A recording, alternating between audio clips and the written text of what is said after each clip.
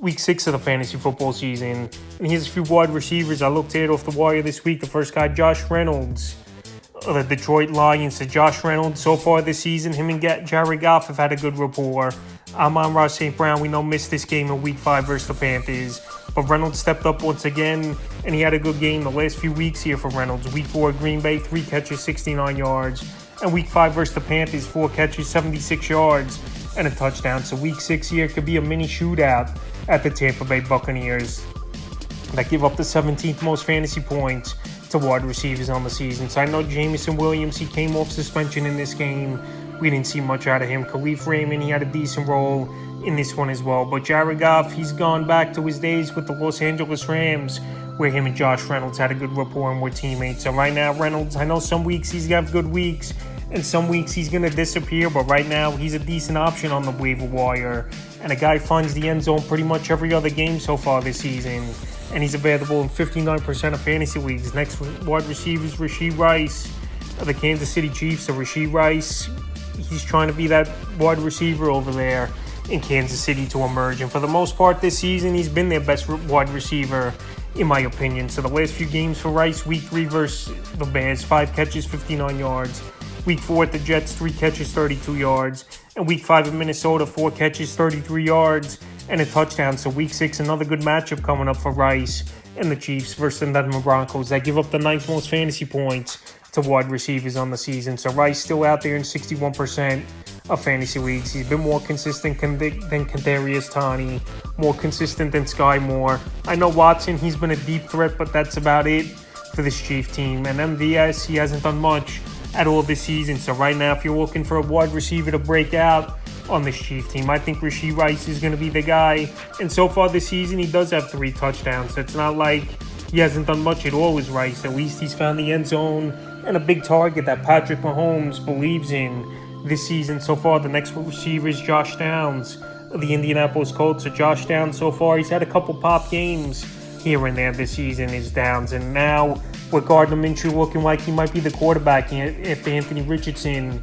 left the game with a shoulder injury on his throwing arm. Downs in a couple games with Minshew this season. Week 3 of Baltimore, he had a solid game, 8 catches, 57 yards on 12 targets. In week 5 versus Tennessee, 6 catches, 97 yards on 6 targets. So 2 games with Minshew, that's 18 targets, and 2 games with 12 or more fantasy points in PPR leagues. So this week, a good matchup coming up at the Jacksonville Jaguars.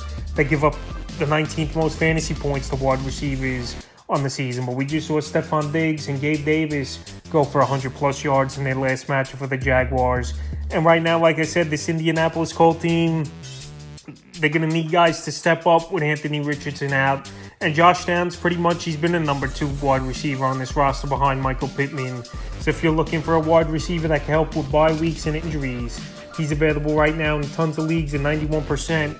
Next wide receiver is Curtis Samuel of the Washington Commanders. So Curtis Samuel, a couple off seasons ago, was one of the biggest signings for this Commander team in free agency. And so far this season, he's been a solid wide receiver in PPR leagues as Curtis Samuel, with 3 double-digit fantasy days in 5 weeks. And the last 2 weeks for Samuel, week 4 at Philly, 7 catches, 51 yards, 8 targets, a rushing touchdown. In week 5 versus the Bears, 6 catches, 65 yards, and a touchdown. So week 6, not the greatest of matchups in Atlanta, but Sam Howell and Samuel have a great rapport, no doubt about it, the last few weeks. They're running a lot of 3 wide receiver sets, and he's a gadget guy as well, but use him in the slot. And I think this week in Atlanta, he could be a serviceable option and a guy that's at least going to get 6-7 targets. And you hope for the best with Curtis Samuel, or just a play to add as a depth move. I'm not saying to pick him up and put him right in your starting lineup, but as a player could produce and help you down the line this season, I think it's definitely a possibility. And right now, Curtis Samuel's available in 83% of fantasy leagues. Next receiver is DJ Chark of the Carolina Panthers. So the Carolina Panthers, every game, they're going to be down early and often, 0-5 already on the season. And DJ Chark, we know he's a veteran. We also know he's had some injuries throughout his NFL career. But the last few weeks, the last 2 out of 3 games, we've seen good games out of Chark. Week 3 at Seattle, 4 catches, 86 yards, touchdown, 11 targets. Week 4 versus Minnesota, 2 catches, 28 yards. And week 5 at Detroit, 3 catches, 42 yards, and a touchdown. So week 6 here, good matchup in Miami. Give up the 10th most fantasy points to to wide receivers on the season. And like I said, this is going to be a game where the Panthers, they're going to be down early and often 10, 14 points out of the gate here. So they're going to have to throw the football 40, 50 times once again. DJ Chark, pretty decent route runner. And a guy could run the deep route as well and try to burn a secondary. So this week here, in a decent matchup and available in 88% of fantasy leagues, and he's getting looks, I'd give him an ad this week. The final receiver I looked at off the wire this week's KJ Osborne of the Minnesota Vikings. So we saw Justin Jefferson in the end of that one go out with injury, and he didn't come back in the last drive of the game before Kirk Cousins and this Minnesota Viking team fell short in midfield of trying to tie the game and go to overtime. But anyway, if he's going to miss time, Justin Jefferson possibly. KJ Osborne, he's been a solid number 3 wide receiver for this Viking team over the last few seasons. And this year, 3 or more games with 9 or more fantasy points in PPR leagues. Week 2 with Philly, 3 catches, 34 yards, a touchdown. Week 3 versus the Chargers, a catch, 36 yards, a touchdown. Week 4, Carolina, he didn't do anything, a catch, 16 yards. And Week 5 versus the Chiefs, 5 catches, 49 yards. So a great matchup coming up.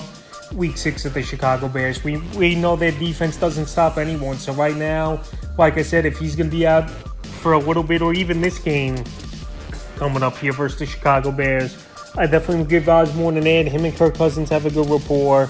He's a quick wide receiver that can make plays, run the routes, and he's available right now, 91% of fantasy leagues. That's a few wide receivers I looked at off the waiver wire in week 6 of the fantasy football season.